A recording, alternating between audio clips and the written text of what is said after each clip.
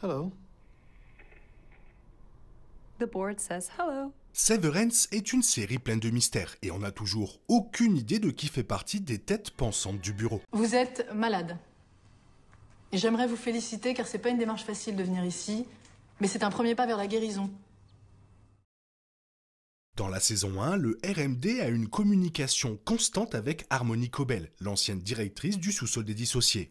Et Milchick, les employés dissociés, savent également que le bureau écoute par l'intermédiaire d'un haut-parleur dans le bureau du directeur. Cependant, les employés dissociés n'ont aucune idée de qui fait partie du conseil d'administration. Même Cobell et Milchick ne savent apparemment pas qui est à l'autre bout du fil. Après la fin dramatique de la saison 1, les raffineurs sont tous retournés travailler pour l'Humaine. Cobell a déjà été licencié dans la saison 1. Milchick est donc le nouveau responsable du sous-sol des dissociés dans la saison 2. Le bureau, ou ce qui est probablement un conseil d'administration, n'a pas encore pris la parole dans la saison 2. Mais Mark leur a déjà parlé dans le premier épisode. Le bureau a exaucé le souhait de Mark de ramener Ellie, Irving et Dylan au travail. Mais rien d'autre à propos du bureau n'a été révélé. Avec ce mystère persistant, voici les meilleures théories sur le bureau, et vu la série, ça pourrait être une grosse dinguerie. Milchick s'est révélé être un employé dévoué de l'Humaine et a travaillé longtemps pour Cobell. Toutefois, il a été mis l'hypothèse que Milchick n'a servi Cobell que pour lui faire croire qu'elle avait le contrôle. Milchick n'est pas d'accord avec Cobell à plusieurs reprises dans la saison 1 et n'a apparemment jamais eu peur de la mettre en colère. Par conséquent, il est possible que Milchick ne soit pas réellement celui qu'il prétend être dans la série. Les premiers épisodes de la saison 2 vont définitivement à l'encontre de cette théorie, car Milchick est obligé de travailler dur pour limiter les dégâts après que les employés dissociés ont adopté l'astreinte et déclenché le protocole d'urgence. Dans l'épisode 2 de la seconde saison, il reçoit les ordres d'Elena Egan, ce qu'un membre du bureau n'aurait probablement pas besoin de recevoir. Toutefois, il serait toujours choquant d'apprendre que Milchick pourrait avoir un lien plus profond avec l'Humaine.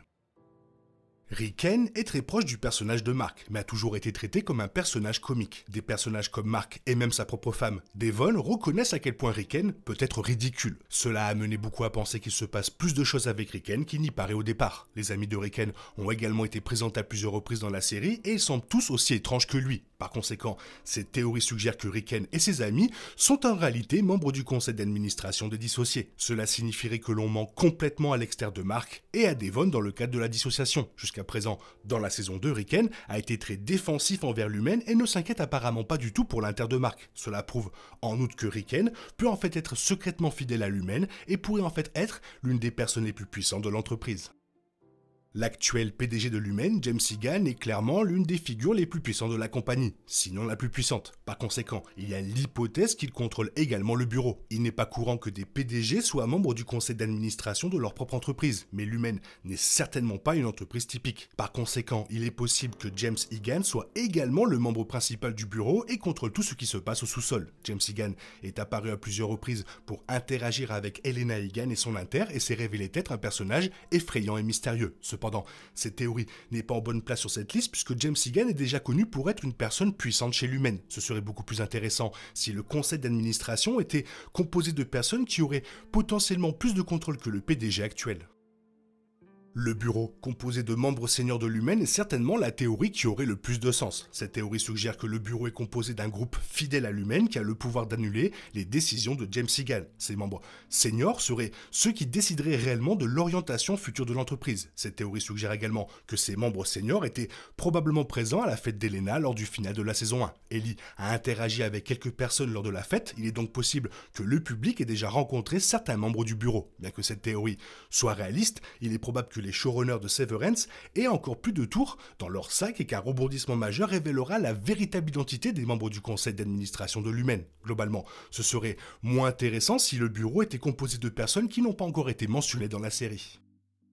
Dans la saison 2, la sœur de Mark, Devon, semble se méfier plus que jamais de l'Humaine. Au cours de la première saison de la série, Devon a rencontré Gabi, l'épouse du sénateur américain Angelo Arteta, qui était une figure de proue dans la légalisation de la procédure de dissociation. À travers ses conversations avec Gabi, Devon commence à soupçonner que l'Humaine utilise la puce de dissociation pour autre chose que simplement diviser la vie professionnelle et la vie personnelle de quelqu'un. Lors de leur deuxième rencontre dans la saison 1, Gabi ne se souvient même pas de qui est Devon. Cela suggère qu'elle a déjà parlé avec l'inter de Gabi. Voir un inter dans le monde réel a soulevé de nombreuses questions pour Devon et les téléspectateurs de la série. Il semble que le sénateur Arteta et son épouse en savent plus qu'ils ne le prétendent et pourraient très bien avoir des liens avec le bureau.